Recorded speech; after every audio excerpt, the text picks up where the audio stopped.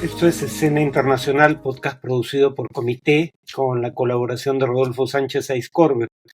La primera noticia de hoy, 12 de septiembre, es que se produjo el primer y probablemente único debate entre Donald Trump y Kamala Harris. En temas económicos, que es con lo que se inició el debate, Harris eludió la pregunta de si los estadounidenses estaban mejor hoy que hace 4 años. Probablemente porque la inflación acumulada en estos 4 años es alrededor de un 20%. Sin embargo, es falso que, como afirmó Trump, fuera la peor inflación en la historia de los Estados Unidos. En los 70 fue más alta. Harris, a su vez, fustigó a Trump como un candidato que, de ser elegido, favorecería, como ya hizo en su primera gestión, a millonarios y a corporaciones, y que planeaba introducir un impuesto a las ventas para compensar la reducción de impuestos directos a estos sectores.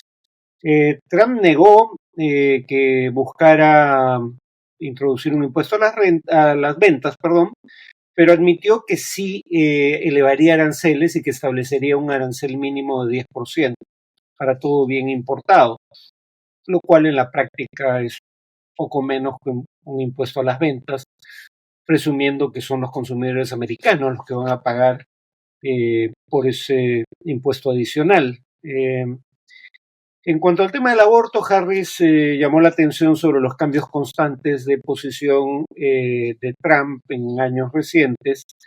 Sin embargo, fue engañosa su afirmación de que si Trump era elegido, firmaría una prohibición nacional en torno al tema del aborto, porque había dicho que su posición es que los estados decidan, como es ahora el caso. En temas migratorios, Trump dijo sin evidencia alguna, de hecho, con la posición o el desmentido oficial de las autoridades de Springfield, Ohio, pero afirmó sin evidencia que los migrantes en Ohio estaban comiéndose las mascotas de los habitantes y que habían llegado millones de indocumentados que cruzaron ilegalmente la frontera provenientes de prisiones y manicomios en el resto del mundo y en particular en América Latina. Pero del 1.400.000 personas que fueron detenidas cruzando ilegalmente en lo que va del año hasta septiembre, solo 14.700 personas tenían condena penal previa, es decir, alrededor de un 1% del total. Además, las investigaciones han sugerido en más de una ocasión que los migrantes son menos proclives a cometer delitos violentos que la población nativa. En política exterior, Trump evitó pronunciarse sobre si deseaba que Ucrania gane la guerra que lucha contra la agresión rusa, insistiendo, sin embargo, en que la guerra se resolvería virtualmente de inmediato si él llegara al gobierno. Acusó a Harris de que si ella llegara al gobierno, Israel dejaría de existir en 2 años.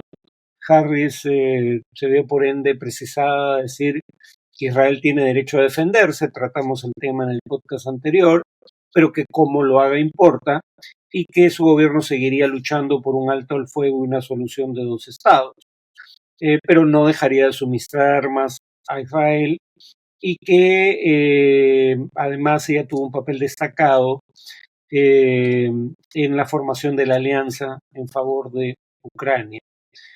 De otro lado, Israel atacó áreas designadas por el propio Estado de Israel como seguras para la población civil en Gaza. Fueron bombardeos contra tiendas de campaña de refugiados que han tenido que huir más de una vez en el centro y sur de la franja. Al menos 40 murieron en el campo de refugiados del Mawasi, en el sur, y también hubo bombardeos en el campo de refugiados de Al-Buresh, en el centro de Gaza. Israel alega que los ataques fueron dirigidos contra 3 altos dirigentes de Hamas infiltrados en el primero de estos campos, y además Israel admitió un bombardeo el miércoles contra una escuela de la Organización de Naciones Unidas para los Refugiados Palestinos en que murieron al menos 14 personas, alegando que había milicianos de Hamas dentro, cosa que para variar no probó.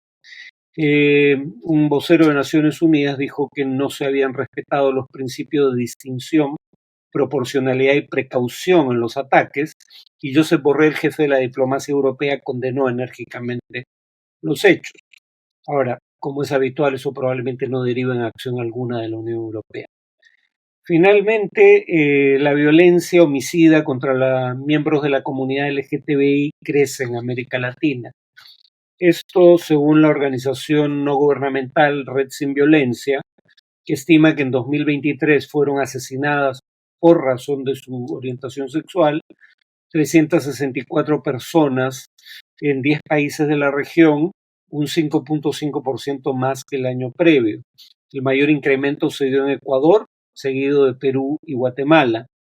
En cuanto al tema de análisis, voy a hablar un poco no del debate tanto en sí, el debate entre Trump y Harris, sino del contexto general en el que ocurren los debates y el efecto que suelen tener sobre el proceso electoral.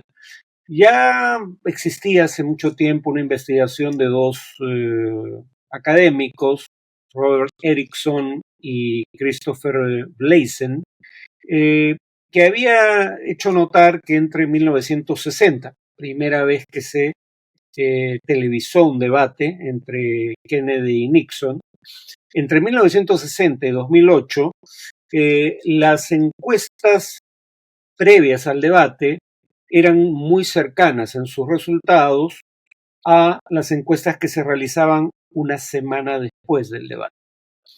Es decir, los debates no hacen una gran diferencia en la mayoría de casos.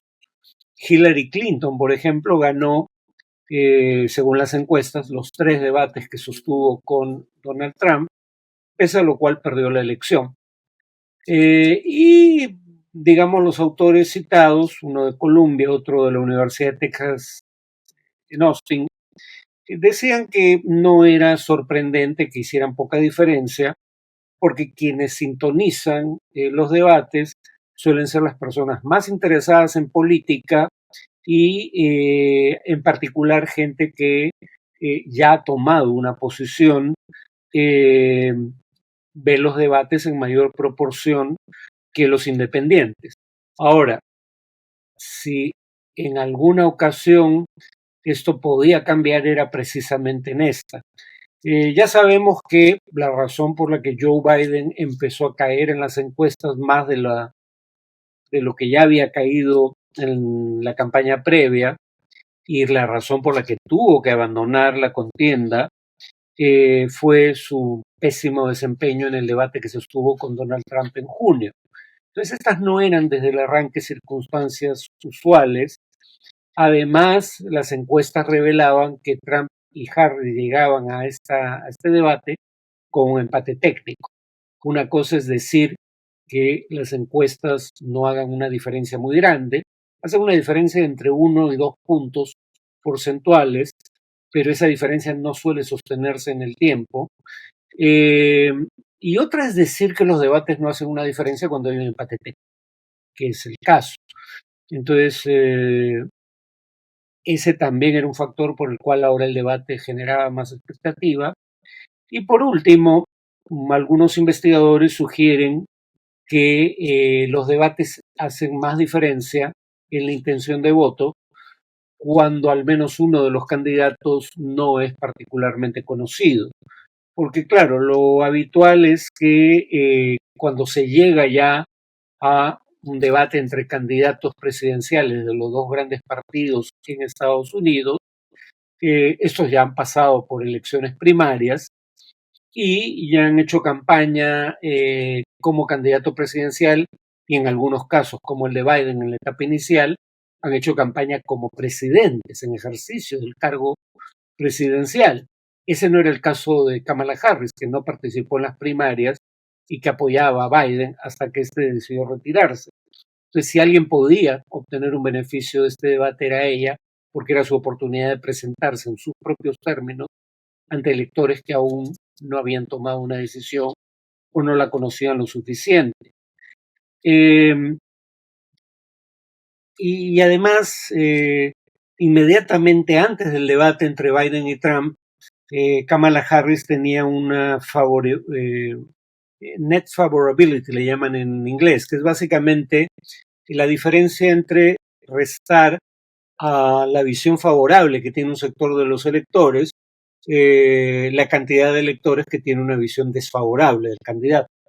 Con ese criterio, antes del debate entre Biden y Trump, Harris tenía una favorabilidad, digamos, neta de menos 17 puntos, lo cual vemos en retrospectiva se explicaba por su asociación con la gestión de Biden. Una vez que Biden se retira y ella es la candidata, en muy poco tiempo su favorabilidad neta pasa de menos 17 puntos porcentuales a 1 punto porcentual. Pasa de ser ampliamente negativa a ser positiva. Y eso puede seguir mejorando para Harris después del debate porque, digamos, hay consenso en que ella fue la ganadora. El más obvio fue la encuesta que inmediatamente después del debate realizó CNN entre electores que había seleccionado previamente y que antes del debate se repartían en partes iguales en cuanto a su intención de voto. Es decir, la muestra no tenía un sesgo en favor de Harris o de Trump. Y después del debate, el 63% de los encuestados creyó que lo había ganado Kamala Harris frente a solo un 37% que creía que ganó Trump. Una diferencia muy parecida a la que hubo en el debate previo, pero en favor de Trump en esa ocasión y en contra de Biden. Y ahora la cantidad de gente que tiene una opinión favorable de Harris, subió de 39 a 45%, mientras que la proporción de gente que tenía una opinión favorable de Trump bajó de 41 a 39%. Además, Trump tiene un problema secular desde que se metió en política y siempre ha sido desaprobada su gestión como político y como presidente por poco más de un 50% de los electores. Es decir, Trump ha tenido casi siempre a poco más de la mitad de los estadounidenses en contra. Por eso es que perdió el voto popular en ambas elecciones, dicho sea de paso, aunque ganó el colegio electoral en 2016. Precisamente porque Trump, según 538, una agencia que ya mencioné en un podcast anterior, digamos, tiene el lastre de una visión negativa de poco más de la mitad de los norteamericanos de manera consistente a lo largo de los años, es que para ganar requiere más bien lanzar una campaña negativa contra su rival, reducir, digamos, la favorabilidad que ese rival tiene de cara al elector. Por eso es que según AdImpact, una agencia que rastrea, digamos, medios de comunicación, la gran mayoría de los mensajes de campaña de Trump en televisión han sido mensajes de ataque contra Harris. Harris también tiene mensajes de campaña atacando a Trump, pero no son la mayoría. En el caso de el Partido Republicano son una abrumadora mayoría de los mensajes, es decir, los mensajes de Trump no se dedican a defender al candidato, se dedican a atacar a la candidata rival, sobre todo en temas de inmigración y economía, ¿no? En donde las encuestas revelan que los republicanos tienen ventaja, electoralmente hablando. Hay digamos, las investigaciones sobre el tema, todavía un debate en curso sobre qué tan efectivos son qué tan efectiva es la publicidad electoral durante la campaña, en particular en televisión, pero una encuesta reciente de académicos de la Universidad Northwestern encuentra que los avisos o anuncios publicitarios negativos, es decir, contra el otro, suprimen el voto, lo reducen en mayor proporción que aquella en que lo incrementan, los anuncios publicitarios positivos. Y esto, por lo dicho, favorece a Trump, porque a Trump lo que le conviene, dado que tiene más de la mitad de los electores en contra, o tienen más de la mitad de los electores una opinión negativa de Trump, lo que a Trump le conviene es reducir la opinión favorable del rival. Y esto favorece a los republicanos también porque las bases electorales demócratas, por ejemplo, jóvenes o minorías étnicas, suelen votar en menor proporción que la media. Entonces, campañas para reducir la participación electoral, como son los anuncios publicitarios negativos, perjudican más a los demócratas, presumiblemente. Precisamente porque Trump depende de una campaña en contra más que a favor, es que están dados a la hipérbole, cosa que demostró nuevamente, pero con cifras francamente alucinantes en el debate. Por ejemplo, dijo que habían millones de muertos en la guerra de Ucrania, cuando no han llegado siquiera a 100.000, y que muy probablemente si los demócratas seguían en el gobierno, esa guerra derivara en la Tercera Guerra Mundial, cosa que tampoco es probable. O lo ya mencionado, que si ganaba Kamala Harris, Israel dejaría de existir en 2 años. Como van las cosas, lo más probable es que si alguien deja de existir sea Gaza, no Israel. Y en cuanto a los inmigrantes, digamos, la asociación constante con delitos, con quitarle trabajo a la población local, con recibir transferencias y servicios públicos en mayor proporción que lo que aportan al sistema público en impuestos, nada de lo cual es cierto en general. Hay obviamente casos específicos donde puede ser verdad, pero no es verdad como criterio general. Además de esta cosa absurda, sin fundamento, de que los inmigrantes haitianos en Ohio comen mascotas de sus vecinos, o la afirmación absolutamente falsa de que en América Latina están cayendo los homicidios, y en particular en Venezuela, dijo, porque los países latinoamericanos están abriendo sus cárceles para enviar a sus criminales a Estados Unidos. De hecho, lo he mencionado en este podcast, la tasa de homicidios en la gran mayoría de países de América Latina, hay muy pocas excepciones como El Salvador, pero en la gran mayoría de países la tasa de homicidios ha crecido desde 2022, y en el caso de Venezuela es la tercera mayor tasa de homicidios de América Latina y el Caribe, ¿no? Bueno, eso es todo por hoy. Nos vemos en el siguiente podcast.